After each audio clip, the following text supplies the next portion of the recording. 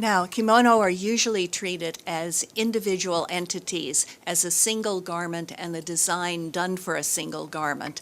But in the early 1980s, Kubota started to look in other directions. He started to look at the kimono more as a real canvas for art.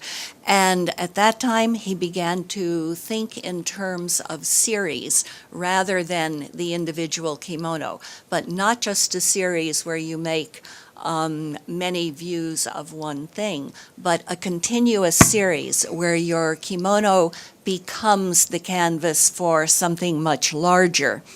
And for this, he created in his own mind something that he saw as his life's work, where he could create a panoramic vision that would go on, that as you looked at it, it would be like unrolling a Chinese scroll, a landscape scroll, where you unroll it and you gradually expose the landscape. And his idea was that you would take these kimono. Each one would bear a unique image, but meant to be shown as part of a group. This series is called the Symphony of Light.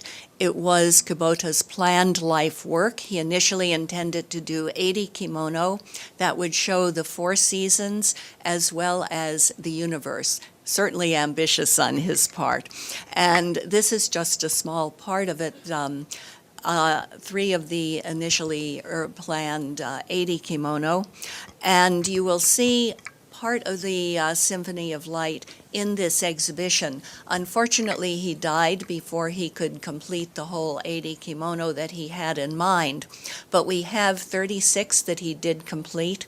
And he completed 2 of the seasons, autumn and winter, and a small portion of the universe. And this, as you can see, is autumn, a detail from the autumn segment, and another detail from the winter segment. Kubota, like many Japanese, was fascinated with nature. He loved nature. It was one of the most important motifs that you see in his kimono. And he wanted to express the magnificence of nature in this idea, this series, that would just be continuous look at space, time, light through a season or several seasons. So they were quite extraordinary, and I think when you go out there and look at them, you will really see how extraordinary this concept was.